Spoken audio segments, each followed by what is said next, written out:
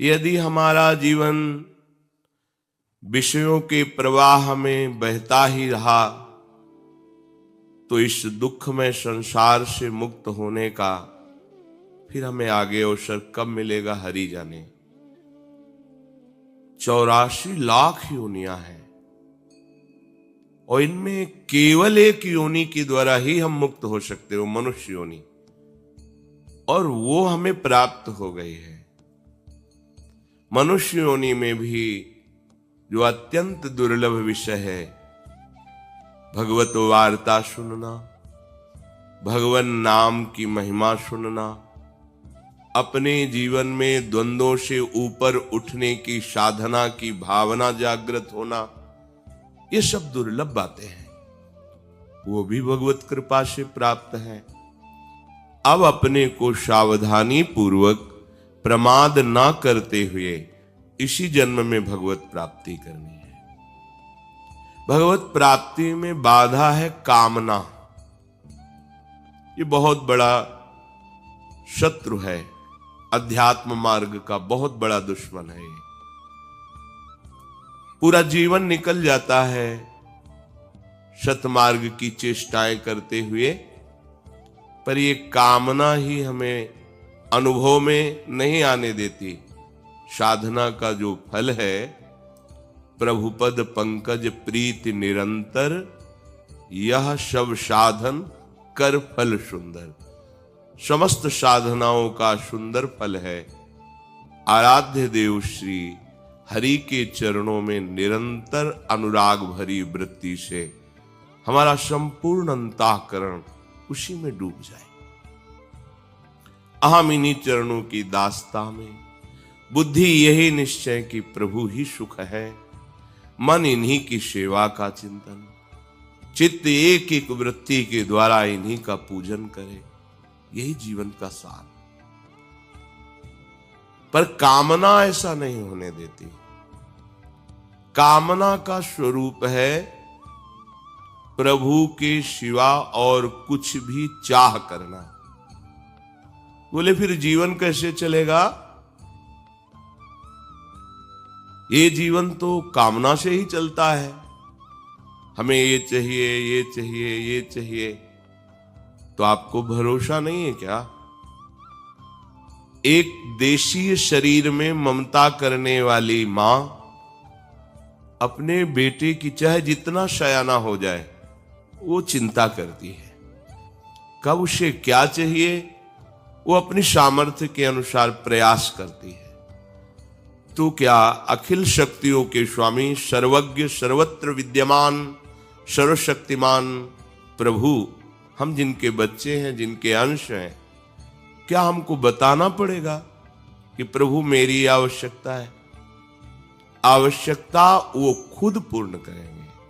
अनावश्यक मांगे हमें परेशान किए हुए, आवश्यक मांगे।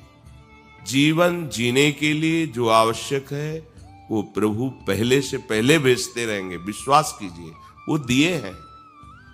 पर अनावश्यक मांगे जो अहंकार की पुष्टता के लिए, इंद्रियां जो भोग सुख के लिए लालायित है, अनावश्यक, ये मांगे हमें भगवत विमुख कर देती है। तो कहां फिर हम इस मांग को कैसे मिटाएं? चलो मांगो, पर केवल इन्हीं से मांगो। भगवान ने रास्ता दे दिया। आर्त, अर्थार्थी, जिज्ञासु, ज्ञानी, 4 ही प्रकार से मेरे को भजने वाले हैं। भगवान ने उसमें कहा कि जो ज्ञानी है वो मुझे बहुत प्रिय है, बहुत प्रिय है।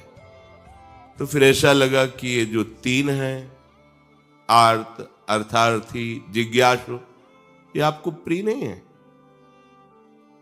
श्री भगवान मानो इसी भाव को आगे पुष्ट करते हुए कहते हैं, उदाराः सर्व एवैते। भगवान उदार कह रहे हैं, जो इनसे मांगता है, देखो कैसे उदार शिरोमणि है। प्रभु से जो मांगता है प्रभु उसे उदार कहते हैं, दरिद्र नहीं कह रहे, भिखारी।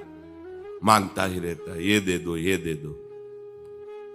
जैसे कोई संपत्तिवान माता पिता हो और उसका पुत्र उससे मांग रखे बार बार, तो उसे अच्छा लगता है कि ये इसी के लिए तो वैभव है, अच्छा है, और क्या चाहिए तेरे को, और क्या चाहिए। उनको और दुलार आता है, फिर ये तो अनंत शक्तियों के स्वामी हैं। पर शर्त है केवल इन्हीं से। इस शर्त में हम सब फेल हो जाते हैं। अगर केवल एक बात रहे कि इन्हीं से, तो आप निहाल हो जाओगे। ये शब्द याद कर लो, केवल इन्हीं से। इंतजार करो, ऐसा नहीं कि अभी बोला अभी हो जाए। बहुत बच्चे हैं उनके, एक दो थोड़ी हैं। और पुकार तो अभी आपकी पहुंच जाएगी, अभी पास हो जाएगा, पर वो पुकार नहीं, अभी आर्त नहीं है, दैन्यता नहीं है, प्रियता नहीं है, इसलिए हमारी पुकार वहां तक पहुंच नहीं पा रही है। पुकारते रहिए, केवल इन्हीं को पुकारिए। जिस दिन सुन लेंगे ना, तो इस दरबार की बात ही कुछ ऐसी है कि एक बार इस दरबार का आश्रय लेने वाले को कभी दूसरी तरफ देखना भी नहीं पड़ा। और ये ऐसे उदार दाता है कि मांगने वालों को कह रहे हैं उदार है। उदारा सर्व एवैते ज्ञानी त्वात्मैव मे मतम आस्थितः सहि युक्तात्मा मामेवानुत्तमां गतिम। कितने कृपालु हैं। उत्तमाम गतिम, जो मांगोगे वो तो मिलेगा ही, और ये अपनी तरफ से एक बात देंगे, उत्तम गति दे देंगे। ये अन्य की तरफ मत देखो, एकमात्र प्रभु का भरोसा कर लो तो कामना की भी पूर्ति हो जाएगी, और जो निष्काम धर्म के आचरण से फल मिलता है उत्तम गति, वो उत्तम गति भी दे देंगे। कितने कृपालु हैं। भगवान कह रहे हैं कि ऐसा न समझो कि ज्ञानी ही मुझे प्रिय है और तो सब बेकार। कह रहे नहीं, उदारा सर्व एवैते। ये जो आर्त है, ये जो जिज्ञासु है, अर्थार्थी है, ये बड़े उदार हैं। कैसी करुणा है। भला मांगने वाला उदार कैसे हो सकता है।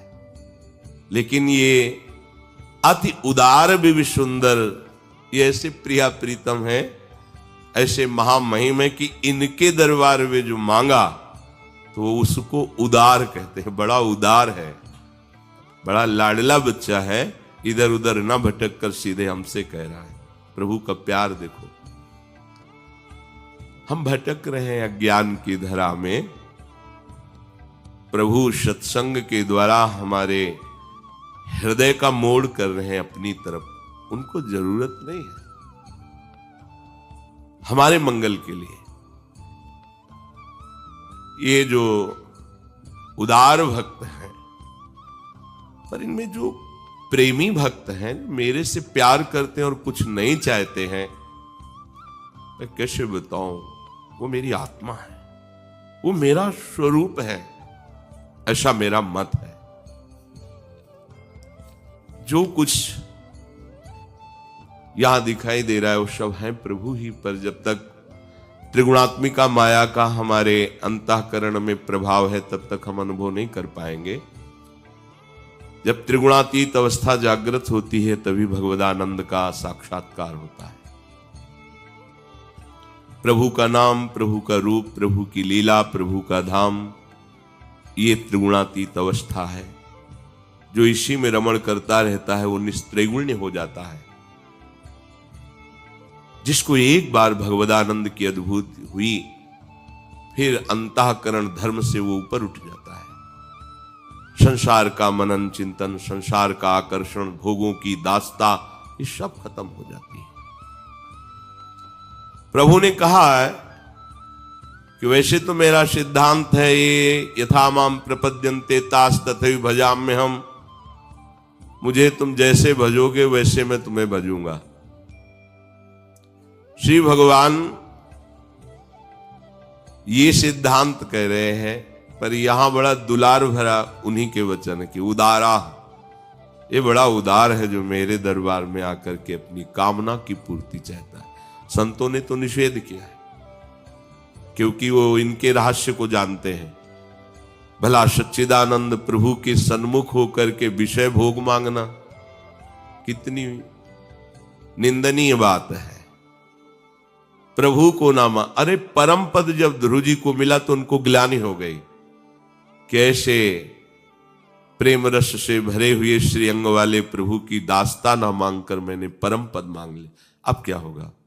अब तो प्रभु ने तथास्तु कह दिया, ऐसा ही हो, तुम्हें जो चाह थी वो तुम्हें प्राप्त हो। ये चाह ने मुझे गिरा दिया। परम पद में आरूढ़ होने पर उनको अनुभव हुआ मैं गिर गया, प्रभु की दास्ता से चूक गया। निरंतर प्रभु के समीप रहता, इनके मुख माधुरी का दर्शन करता और इनकी सेवा सुख में निमग्न रहता, इससे बड़ा क्या सुख। ये अब अनुभव हुआ। सोचा कि चूक हो गई। कैसे चूक हो गई? बहुत काल सत्संग नहीं हुआ, इसलिए वो बात चुभ गई कि मुझे ऐसा पद प्राप्त करना है कि सब आश्चर्यचकित हो जाए। तो इसीलिए प्रभु से कहा, प्रभु जो चाह थी वो पूरी कर दी, पर एक बात और मांग रहा हूं, मुझे अपने प्रेमी भक्तों का संग दीजिए, क्योंकि मुझे मांगना ही नहीं आया। अगर प्रेमी भक्तों का बहुत काल तक संग हुआ होता तो हम आपका प्रेम मांगते, आपकी अविरल भक्ति मांगते, आपके श्रीअंग की सेवा मांगते। ये जो प्रभु से चाह की जाती है, संतों ने इसे पसंद नहीं किया, जो प्रेमी जन, पर भगवान उसका भी स्वागत करें। आओ आओ, तुम आओ तो हमारी तरफ आओ। कितने कृपालु हैं, हम सब इनकी कृपा को नहीं देख पा रहे। प्रभु कहते हैं किसी भी तरह से तुम मेरे से संबंध जोड़ तो लो, तुम्हें बेपरवाह कर दूंगा। किसी भी तरह से, धन की चाह से, संकट निवृत्ति से, किसी भी कामना से।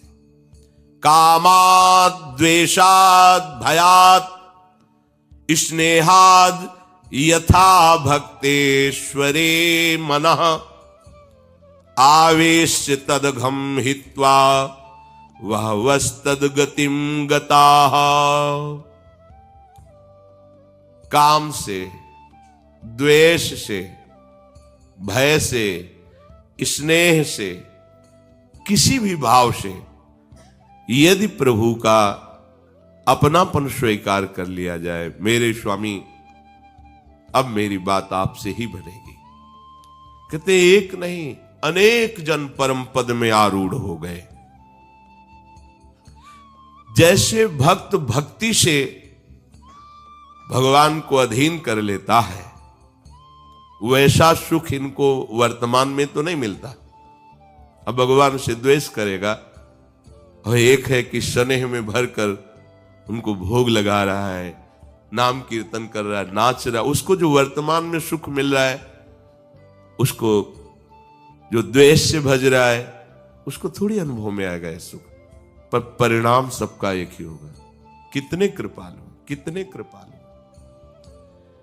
काम से, किसी भी कामना से, प्रभु है ना, स्वामी है, अखिल कोटि ब्रह्मांडों के अधीश्वर है, सर्वलोक महेश्वर है। किसी भी कामना से वही परम पद देंगे। वो वस्तु तो देंगे ही, परम पद दे देंगे। यदि इनके सिवा और किसी से, जैसे कोई भी बड़ा से बड़ा देवता है, वो विधि विधान देखेगा आपका। अगर विधि में त्रुटि है तो आपका अनुष्ठान सफल नहीं होगा। सांगोपांग अनुष्ठान होना चाहिए और उसी के अनुसार आपको फल देगा। आप जहर मांगो तो जहर दे देगा, जो मांगो वो आपकी जितना तपस्या है, जितना साधन है, उसमें अगर त्रुटि है तो नहीं मिलेगा। सांगोपांग अनुष्ठान हो, फिर जो चाहोगे दे देगा। पर हमारे प्रभु ऐसा नहीं करते, जो चाहोगे नहीं देंगे। तुम्हारा जिसमें मंगल होगा वही देंगे, अन्यथा नहीं देंगे। और त्रुटि हो जाने पर भी तुम्हारी अनुष्ठान की वृत्ति से फल नहीं देंगे। तुमने प्रभु के लिए प्रयास किया, अपनी कामना पूर्ति के लिए, प्रभु को वो इस बात पे रिज के अनुष्ठान से भी बढ़कर दे देंगे। इस राशि को सब कोई नहीं जानता, इसीलिए जल्दी प्रभु की शरण में नहीं होता। ये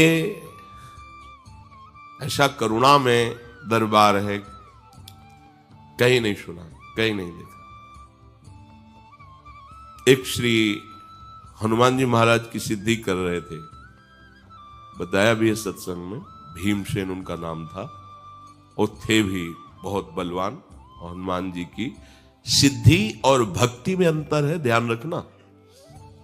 किसी भी महान महिमाशाली देवी देवता या जो भी भगवत पार्षद है, सहज भाव से इनकी आराधना करो, सफलता ही सफलता मिलेगी। वो आपको आगे बढ़ाते चले जाएंगे। और सिद्धि का तात्पर्य होता है उनको अधीन करना मंत्र के द्वारा।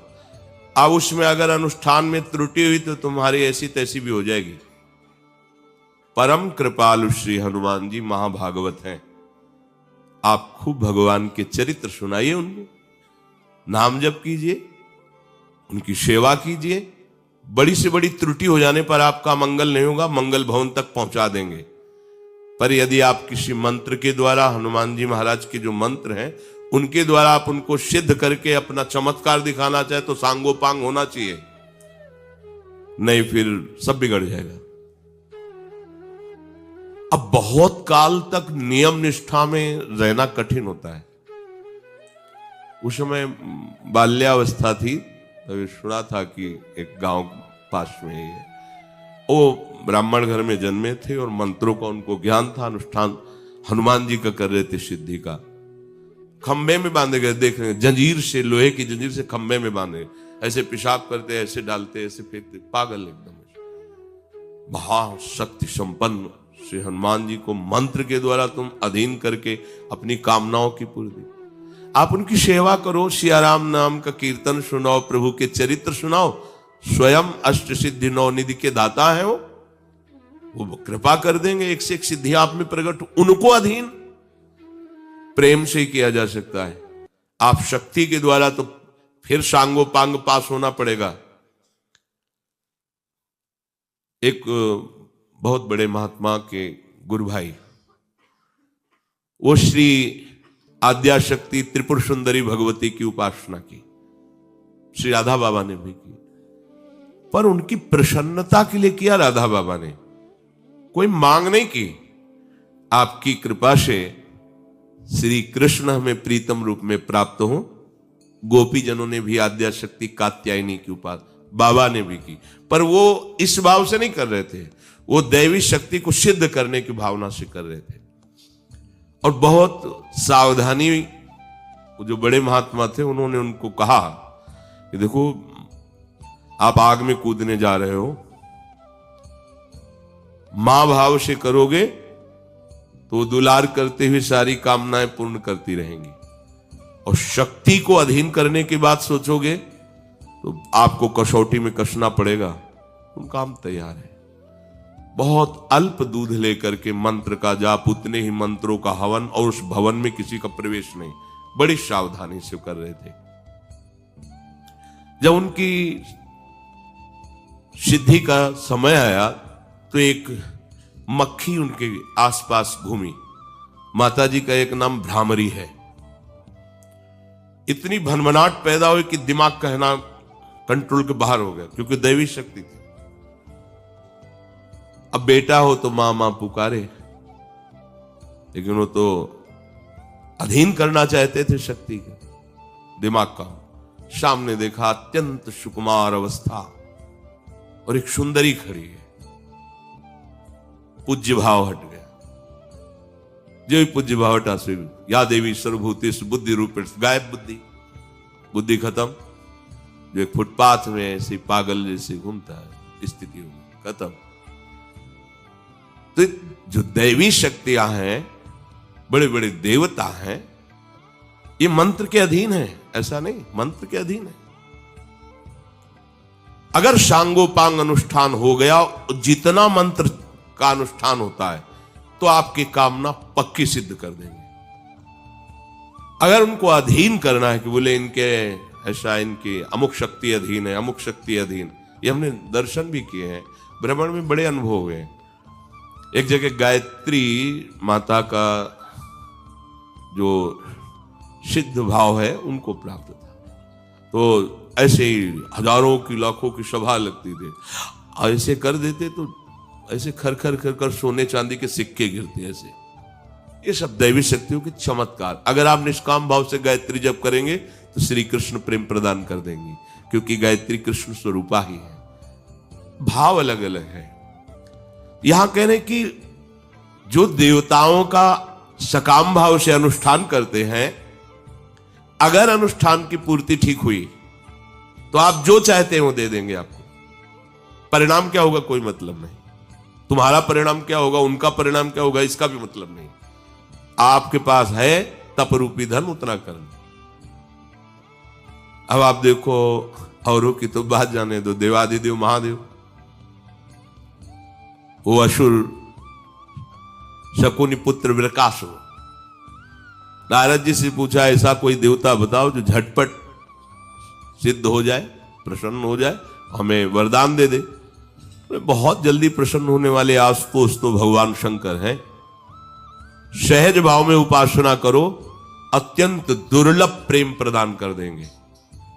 नरसिंह मेहता जी, पूज्य राधा बाबा, बड़े बड़े महापुरुषों को भगवान शिव ने प्रिया प्रीतम का प्रेम प्रदान किया है। मंत्र के द्वारा जो चाह करोगे वो आशुतोष है, औढ़रदानी से लेकर विचार नहीं करते जा। उसने देखा कि प्रभु को प्रसन्न करना बड़ा कठिन है, तो अपने शरीर का मांस काट कर अग्नि में हवन करने लगा और भगवान शिव के मंत्र का उच्चारण। भगवान शिव प्रकट हुए और कहा, काहे भाई ऐसा कष्टप्रद कार्य कर रहे हो, हम तो एक अंजुलि जल में प्रसन्न हो जाते हैं, क्या चाहिए? बोले महाराज जिसके ऊपर हाथ रख दो वो भस्म हो जाए। अगर हरि से ऐसा मांगते तो डांट कर हरि अंतर ध्यान हो जाते है, जिसके ऊपर हाथ रख दे ऐसा। पर वो तो आज तो सौ डर डाली, मगन रहते हैं हरि प्रेम में, दुनिया से मांग जाओ तथास्तु। उसने सोचा परीक्षा पहले गुरु से ही करनी चाहिए, इन्हीं के ऊपर हाथ रख देते भस्म हो जाएंगे तो कैलाश का वैभव हमारा हो गया। वो बुद्धि होती है। भगवान शिव भागे, भगवान शिव अपने ही वरदान से। अब वो भगवान शिव के जब देखा कि अब उसको आसुरी शक्ति से वो भी संपन्न था, भगवान जैसे भागते वैसे ही वो पीछे भागता। वो सोचा बचा सकते हैं तो इस संकट से, भगवान शंकर इस संकट से अगर बचा सकते हैं तो श्री हरि बचा सकते हैं। अंदर से चिंतन किया, हरि संभालो आके, तो बस बीच में ही प्रकट हो गए। प्रणाम प्रकाशु जी, हमें कौन प्रणाम को, प्रभावशाली भगवान के वचन, इनके पीछे भाग रहे? हाँ हाँ, क्यों? इन्होंने वरदान दिया है कि जिस पर हाथ रख दोगे भस्म हो जाएंगे, तो हम इन्हीं को।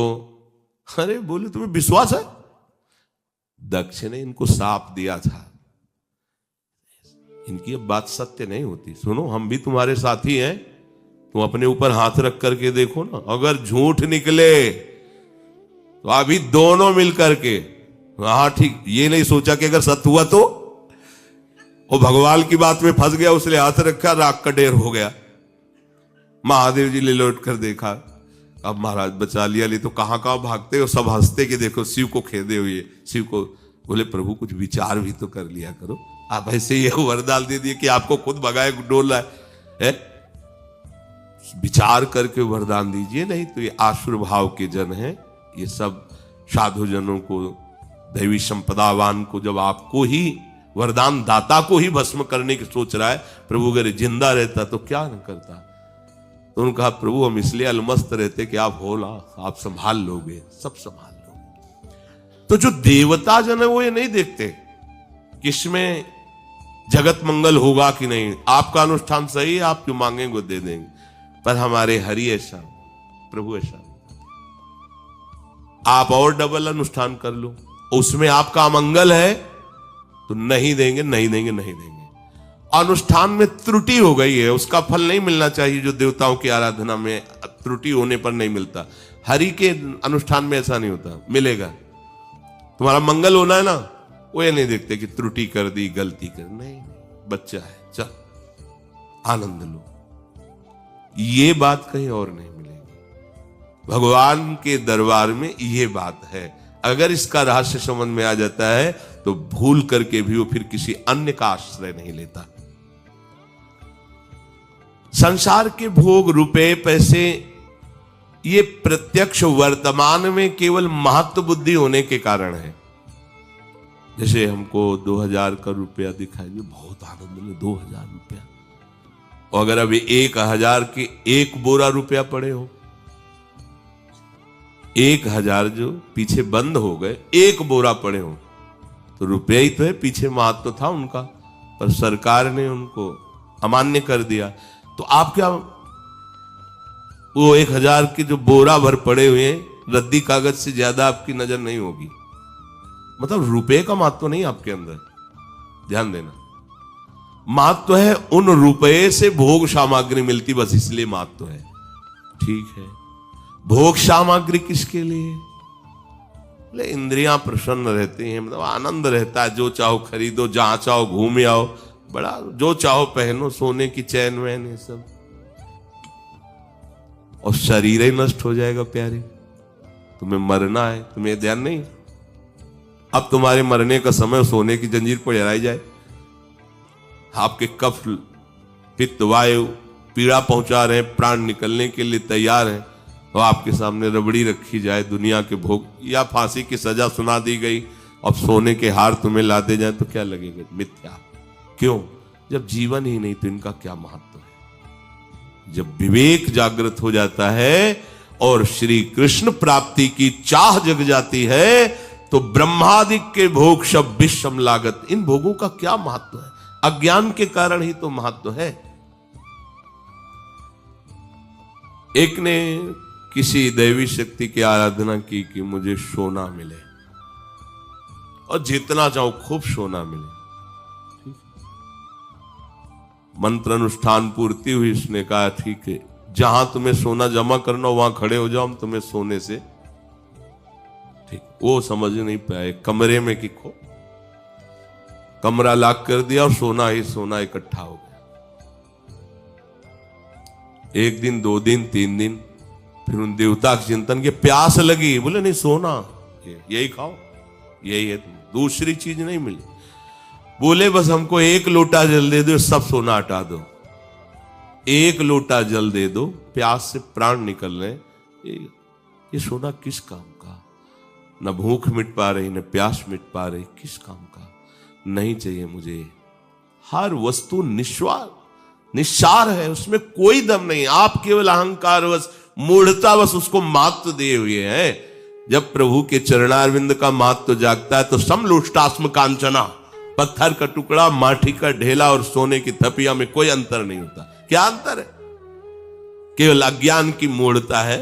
इतनी मोटी डाले खुला करके बटन, देखे कोई कि हाँ सोना, सोना जो तुम समझ रहे वो नहीं है, ये कोई अहंकार का कारण नहीं है।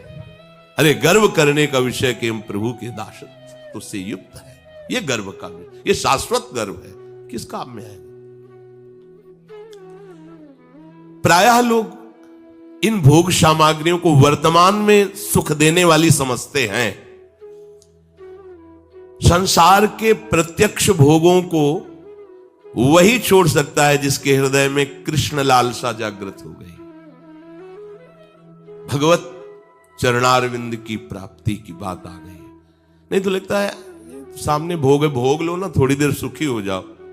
थोड़ी देर तो सुखी, बीज तो इतना ही बड़ा होता है, जब उसका वृक्ष होगा तब। क्रिया तो इतनी, लेकिन उस क्रिया का जब परिणाम आएगा तब फिर नहीं संभल पाओगे। अज्ञान की वृत्ति में लगता है कौन देख रहा है, क्या है, कर लो मनमानी थोड़ी देर, मन प्रसन्न। मनमानी, मन प्रसन्न कहां भूल कर रहे हो? दुश्मन को खुराक दे रहे हो, तुम्हारा नाश करेगा। और जो क्रिया कर रहे हो वही क्रिया तुम्हारे बांधने का अगले जन्म का कारण बनेगी। पर प्रभु के दरबार में यदि भोगों की भी मांग करे तो आनंद का अनुभव प्रभु करा देते हैं। भोगों की भी मांग करे, बहुत बार इसीलिए कहते हैं कि कोई भी कामना है तो प्रभु से कहो। बहुत सुंदर पत्नी मिले ऐसी कामना करदम जी के हृदय में थी। उन्होंने किसी अन्य का आश्रय नहीं लिया। सुंदर पत्नी चाहिए, भगवान का आश्रय लिया। बड़ा भजन किया, भगवान प्रकट हुए। क्या चाहिए? उनका सुंदर पत्नी। भगवान के आंसू गिर पड़े। इतना कठिन भजन करने के बाद, मेरा साक्षात करने के बाद, सुंदरता की सीमा भगवान है। सुंदर पत्नी से वो बिंदु सरोवर बना भगवान की अश्रु का। ठीक है, आदि सम्राट महाराज मन की पुत्री श्री देहूती जी लेके आएंगे, आपको दे देंगे। परम सुंदर हो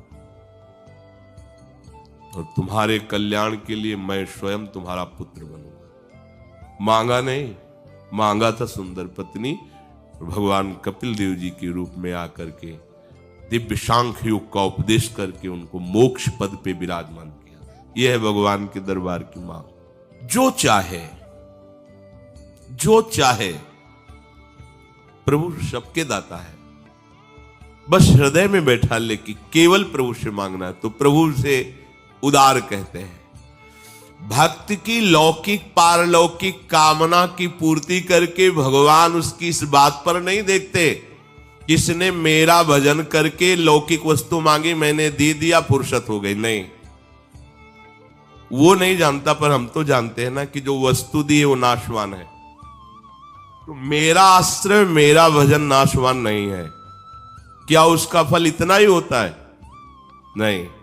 तो मैं उसे परम गति प्रदान करता हूं। अपनी तरफ से परम गति प्रदान करते हैं और उसकी मांगी हुई वस्तु प्रदान कर देते हैं। गोस्वामी जी कह रहे हैं, और काहि मांगिए को मांगी बो निवारे, अभिमत दातार कौन दुख दरिद्र तारे।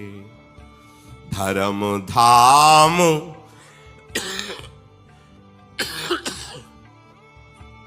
धर्म धाम राम काम कोटि रूप रूरो, साहब सब विधि सुजान दान खड्ग शूरो। सुषमय दिन द्वै निशान सबके द्वार बाजे, कुसुमय दशरथ के दानित गरीब निवाजे। सेवा बिनु गुण विहीन दीनता सुनाए, जे जे ते निहाल किए फूले फिरत पाए। तुलसीदास जाचक रुचि जानि दान दीजै, रामचंद्र चंद्र तू चकोर मोहि कीजै। प्रभु आपकी कृपा से आपके दरबार में आ गया हूं। जैसे तिनका हवा के संयोग से कहीं बड़े स्थान में पड़ जाए, ऐसे अपने लोगों के ऊपर कृपा हो गई। नहीं, इस प्रपंच संसार के दलदल से निकल पाना अपने बस की बात नहीं थी, निकाल दिया। अगर संसार से भागे भी तो शरीराभिमान में फंसा हुआ जीव निकल नहीं पाता, प्रभु ही निकालते हैं। प्रभु आपकी कृपा से आपके दरबार तक आ गया। यही सरावत अति कठिनाई, राम कृपा बिनु आई न जाए।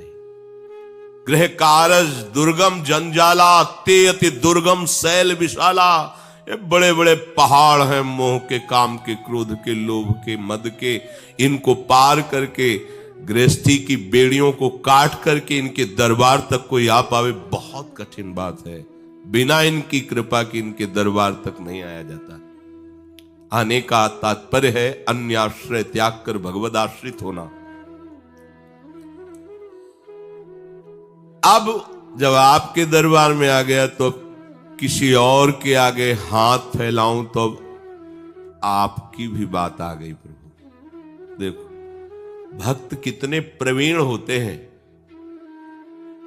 प्रभु अपनी माया से सबको फंसाए। प्रभु प्रदत्त विवेक से, ज्ञान से प्रभु को फंसा लेते हैं। आपकी कृपा से आपके दरबार में आ गया।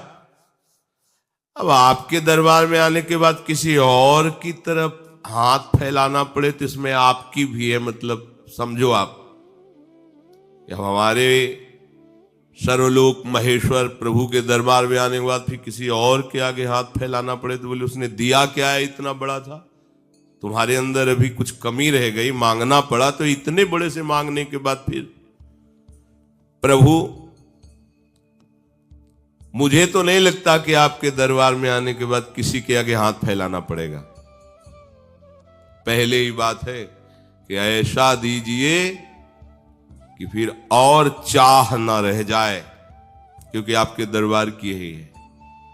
आपके दरबार की आली निराली शान ये देखी, सखावत खुद तेरी गलियों में भटकते देखा। यहां सुख मारा घूम रहा है क्योंकि सुख सिंधु का दरबार है।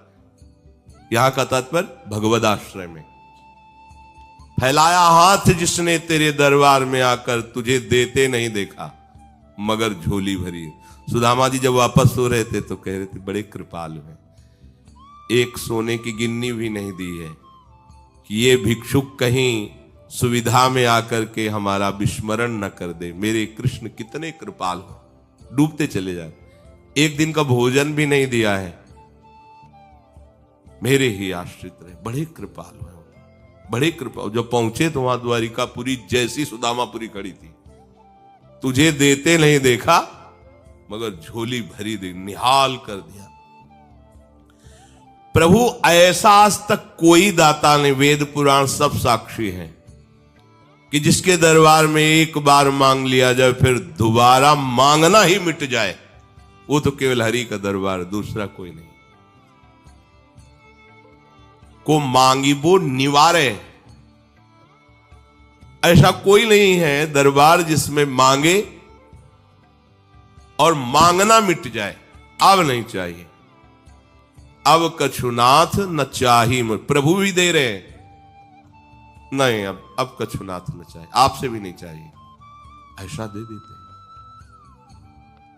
दूसरा ऐसा कोई भी त्रिभुवन में नहीं है जो मनोवांछित फल को प्रदान कर सके, सदा सदा के लिए दुख मिटा सके, दरिद्रता मिटा सके, मांगना मिटा सके। वो केवल प्रभु श्री हरि का दरबार है। प्रभु आप तो संपूर्ण धर्मों के मूल हैं, आपसे ही सारे धर्मों का प्रादुर्भाव हुआ है। इसीलिए भगवान कहते हैं सर्वधर्मान परित्यज्य मामेकम शरणम, क्योंकि यहीं से सारे धर्म प्रकट हुए। और आप करोड़ों कामदेवों के भी सौंदर्य को लजाने वाले महामहिम सौंदर्य से युक्त हैं। प्रभु मैं जिधर देखता हूं सब आपकी माया से आकर्षित है। कोई ऐसा नहीं है जो मेरे मन को संतोष प्रदान कर सके। सब प्रकार से मेरे स्वामी समर्थ हो। मेरे मन को अच्छी तरह आप देख रहे हो, जान रहे हो।